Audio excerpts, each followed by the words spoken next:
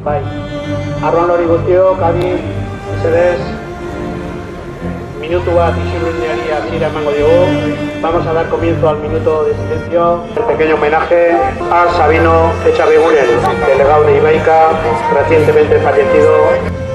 Bozina jotzerakoan, gora arraunak.